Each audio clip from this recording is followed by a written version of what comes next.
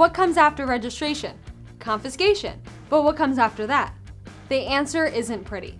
Historically, disarmed populations have suffered tremendously at the hands of their governments. Today, we'll be taking a look at the consequences gun control has historically had on populations. Hey guys, I'm Tiffany and you're watching One in the Chamber, the show that helps you become a more well-informed pro-gun activist.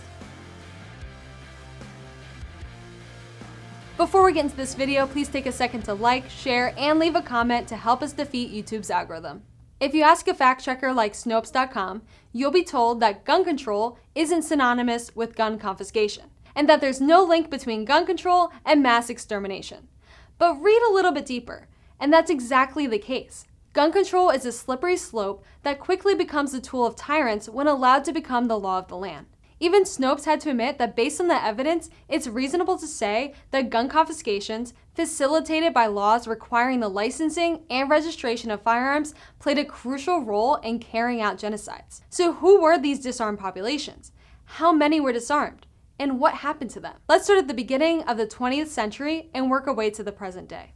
In 1911, the Ottoman Empire carried out the Armenian Genocide.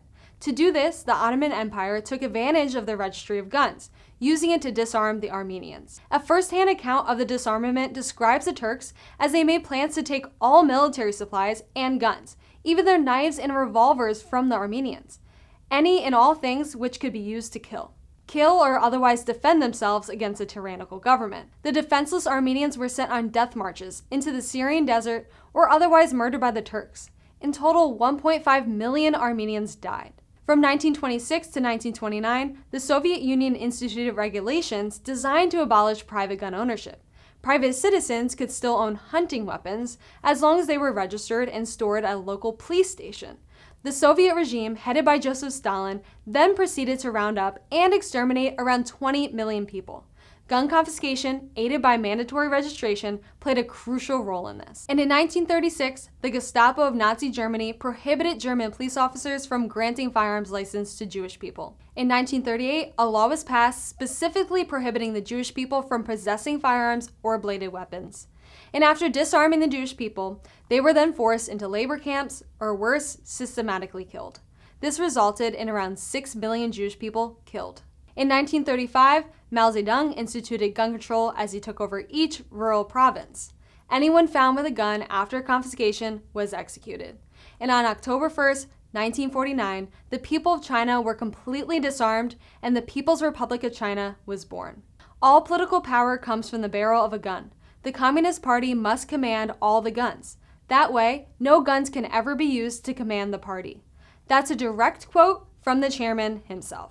And it seems as though he got his wish. Over the years, 65 million people would be killed by the government of Mao. And between 1920 to 1938, the government of Cambodia instituted strict gun control laws, which included a licensing system which only allowed hunters to own a single gun. When the Khmer Rouge came to power, they used the registry to move all privately owned firearms into the hands of the regime.